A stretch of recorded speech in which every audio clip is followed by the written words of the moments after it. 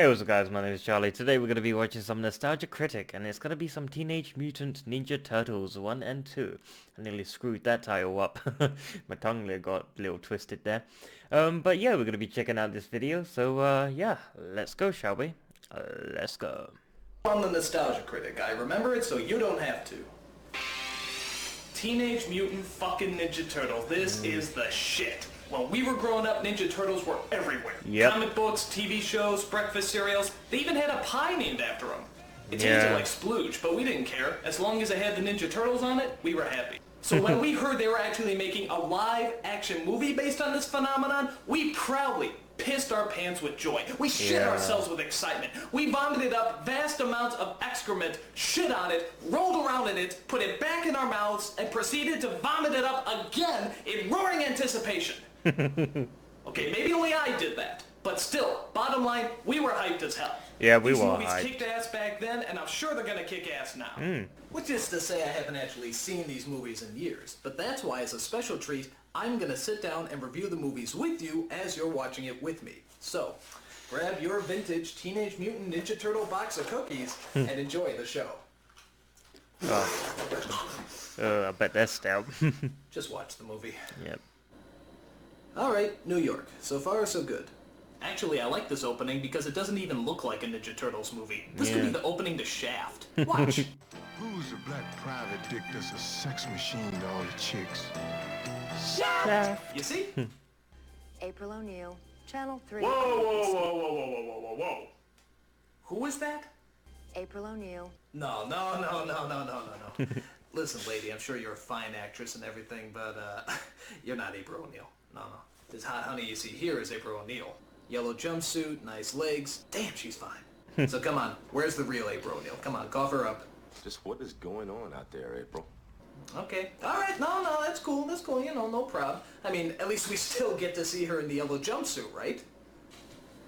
Oh, come on! That's not a jumpsuit, that's a raincoat! Looks like a banana suit. There is a difference. Look, Banana I'll coat. show you the difference. Here, watch close. Banana raincoat. Jumpsuit, raincoat. Jumpsuit, raincoat. Jumpsuit, raincoat. Jumpsuit, raincoat. Jumpsuit, raincoat. Nothing alike! All I gotta say is the turtles had better be a hell of a lot better.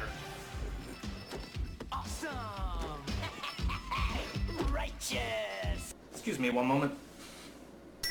Oh my god, look at those costumes! Those are incredible! That's exactly what radioactive ninjutsu reptiles in their late teens would look like! I mean, they're unbelievable! I mean, they're phenomenal! I mean, oh my god! I apologize for that, but even you have to admit those costumes are pretty incredible. Yeah, they're pretty The guy good. who put these all together was Jim Henson, the Muppet guy. And do you know how much those puppeteers have to squat in order to get their hands up those asses? It's not even worth thinking about. If this movie was done today, chances are they probably turned them all into computer-generated images. Yeah. Oh, bullshit! They set out to rescue April from the evil Foot Clan, who want to destroy her because she's giving evil pajama-wearing psychopaths a bad name. Oh no, you didn't! Damn. Alright, April's gonna kick some ass. As you probably guessed, the turtles save April and take her back to their home in the sewers. There she meets the Ninja Turtles' mentor, a giant rat named Splinter. And I have to admit, saying this all out loud is making me realize just how friggin' weird this movie is. Where did they come up with this stuff? So Splinter explains to April the origin and where they came from. You see, years ago, Splinter was just an ordinary pet rat in Japan. After his master is murdered, Splinter somehow makes it to New York and comes across a canister of ooze and 4 baby turtles. Within a day, both the turtles and Splinter grow in size and even begin to form words. Pizza. Pizza. It could happen! Splinter decides to name them after the famous Renaissance painters, because giant mutated turtles seem to scream of the Renaissance period. It made sense back then. Wondering how much acid she dropped, April decides to help them defeat the Foot and bring order to the city. And on their way, they're helped by a vigilante known as Casey Jones, who's pretty cool despite the fact that he looks like Jason's homosexual Canadian brother. Now, the leader of the Foot Clan is an evil kitchen utensil known as the Shredder, which everyone says is a giant Darth Vader ripoff, but I don't see the resemblance. I am your father. Okay, it's a ripoff. But Yep. you gotta give this guy credit. He has a diabolical scheme to... Actually, what was the plan again? Punish these turtles. That's it. I'm sorry. I don't care how menacing or powerful you are. There's no way you can make punishing turtles sound threatening. I'm sorry, it's just not humanly possible. But, you see, he is using kids and teenagers to fight his battles. Yeah. If you went up to a hitman and said you wanted them to hunt down some turtles, they'd probably laugh in your face. However, if you get a bunch of stupid kids, stone them off their asses, get dressed up in shiny metal, recruit them to be ninjas, and then ask them to hunt down some turtles? Dude, sign me up! My only problem with this plan is the costumes they're assigned. I mean, I know they're supposed to be ninjas and everything, but those costumes are so tight, I don't even think they can talk.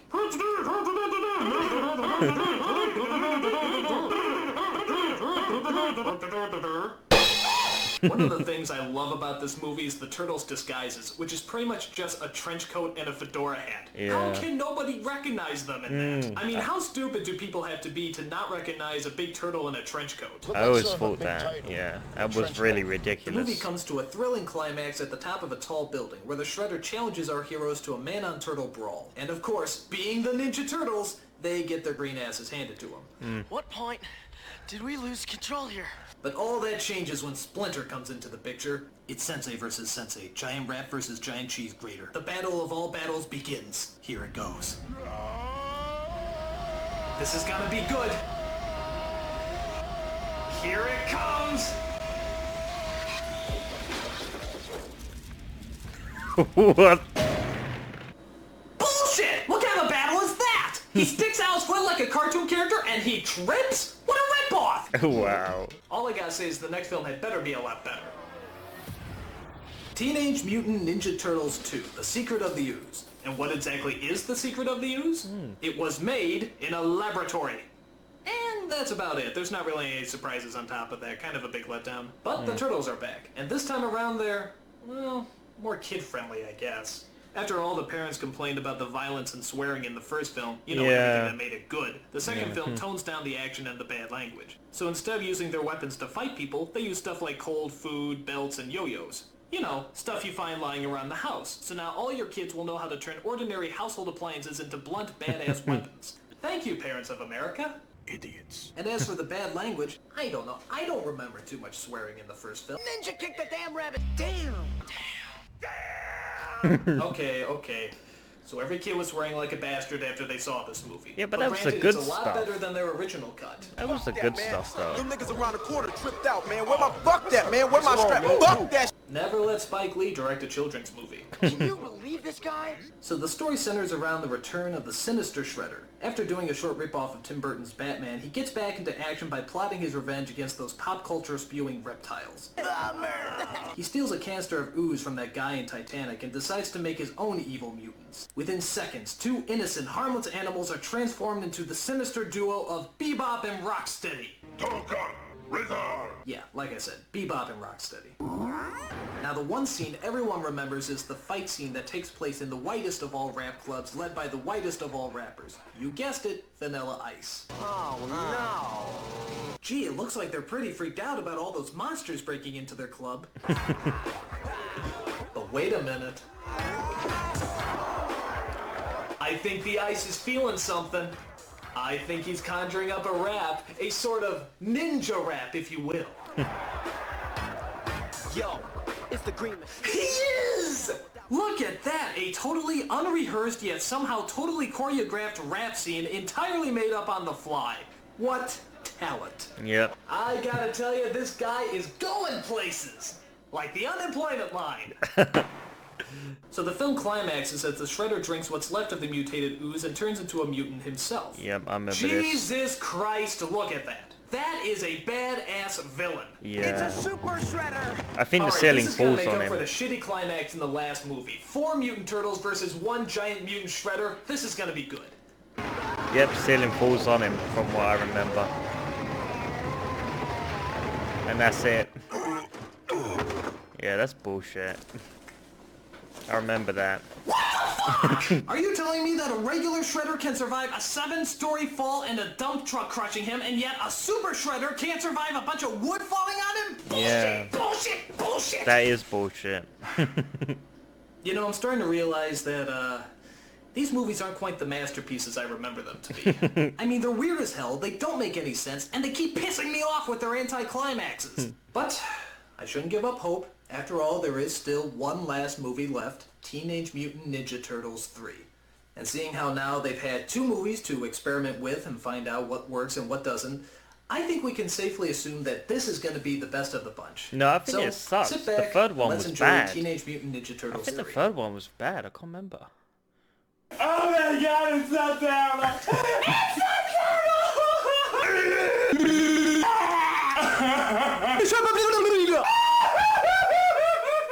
This is the worst thing that no one should ever have to see. It's awful. It's terrible.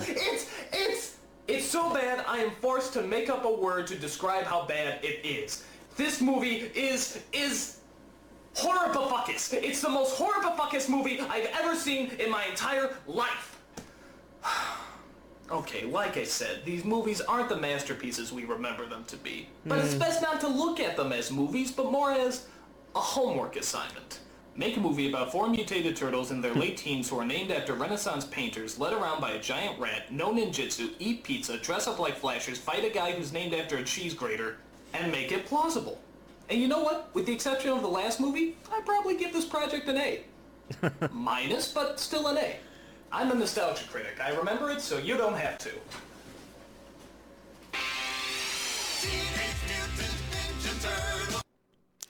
Yeah, what can I say about Teenage Mutant Ninja Turtles 1 and 2?